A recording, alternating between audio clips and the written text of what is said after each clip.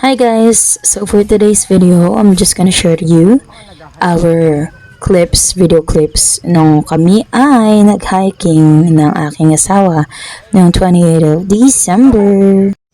It's still dark here guys, like super dark. We had to turn our flash on because we're hiking, not yet. I mean, stick. Like we're just going to the bundok pa lang.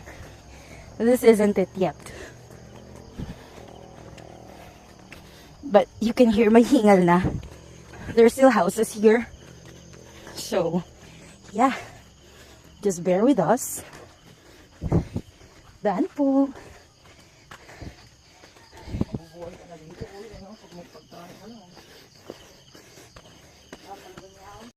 Live update. Nababalita dito dating may nawawalang bangka.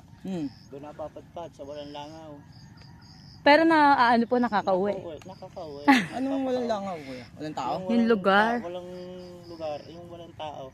Ah, Walang langaw. so update. Nandito na kami sa almost half, kuya. Almost half. Kalahati na. Oh, walang langaw. Nakakalahati na. Nakaka-discover sila ng lugar? Nakaka-discover sila ng Nakakalahati lugar? na kami. And Paano I'll sila be... nakakabalik? Bangkera? Kinakaon. Ano po Kinakaon yun? din ng bangka taga rito. Ay, nung parang kinukuha. Yung halimbawa nasisiraan dyan sa laot.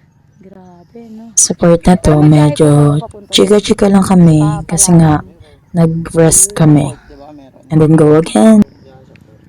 So yeah, I'll just update you Matibay yun guys. yung bangka lang. Pag dito, nasa pupunta taas doon. na kami, wish us luck makaabot sa taas kasi it's very good experience. Bundok na, kitang-kita mo. First timer.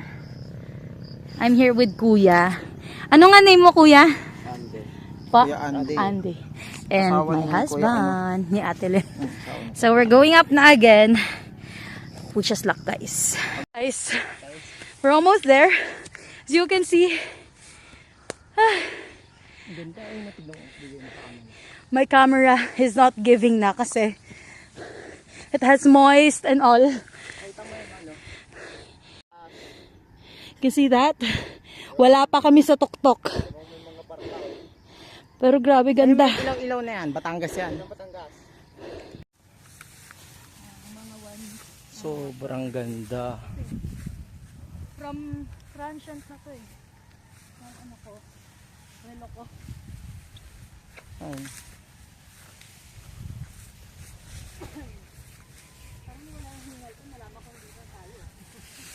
Akayatin namin.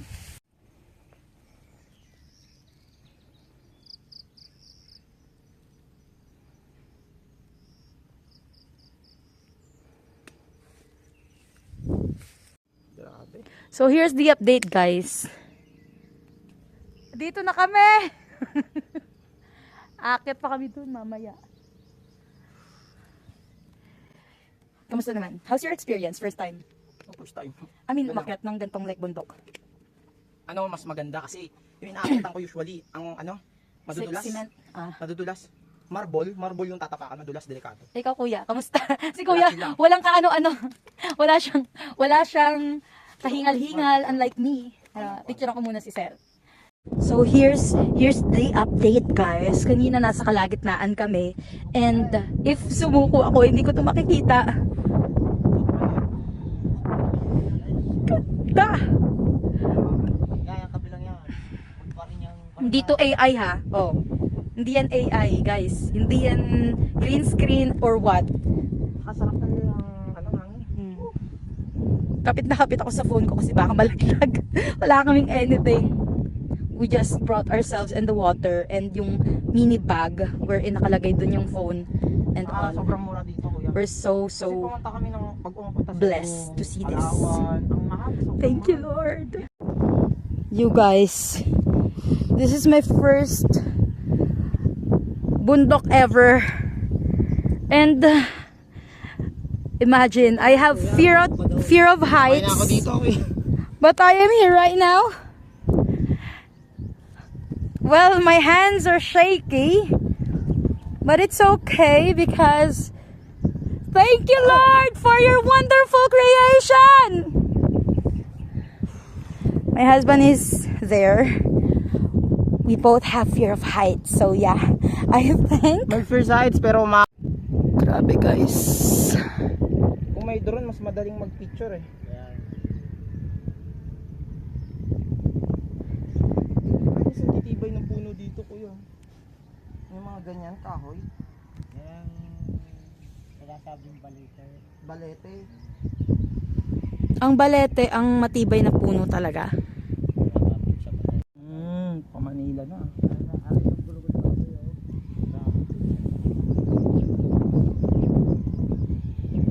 Tsaka ang konti lang ng bahay dito kuya. Palang marami pag ko. Kaso lang, I mean, hindi nakukumpahan lahat.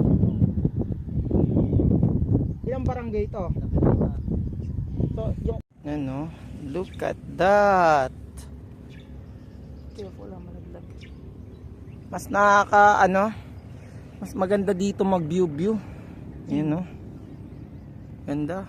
Sunrise.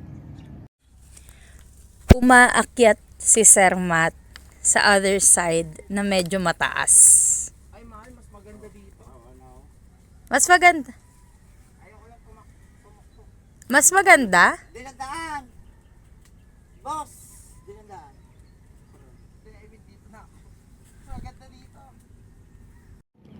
So we move here from there. Kita nyo yan? Mas maganda mas dito. Mas maraming kahoy dito. Mas maraming kahoy. Saka laki yung rock. Dun This kasi nipis is my first time na umakyat ang bundok, and just look at this guys.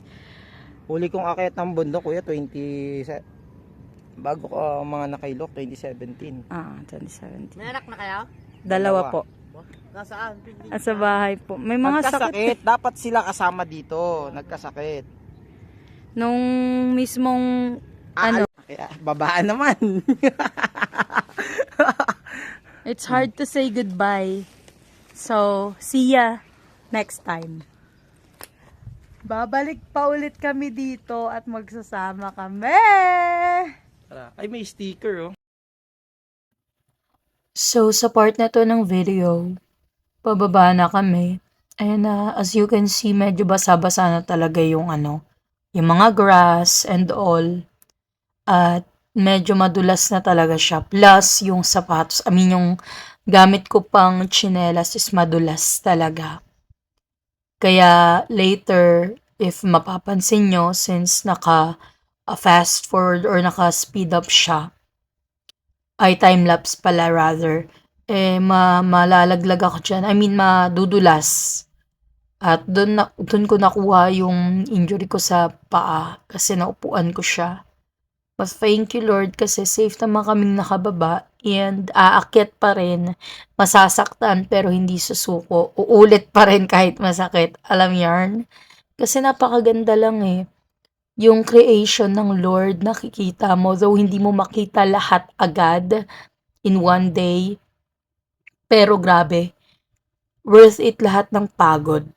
Para siyang if you are going to reflect it sa buhay mo, na the more na humihirap, mas lalo ka pang magpursige, mas lalo mo pang ipagpatuloy, kasi after niyang hirap na yan, makikita mo yung ganda.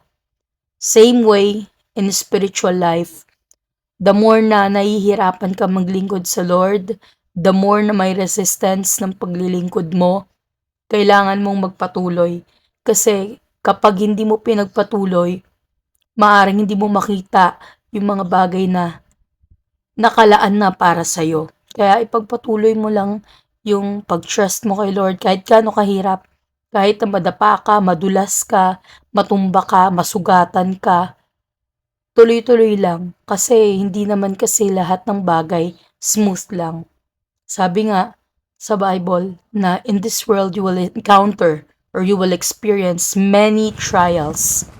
Hindi sinabi doon maybe or maybe not, pero sinabi doon you will experience many trials. But the Lord have overcome. Kaya naman, yun lang naman for today.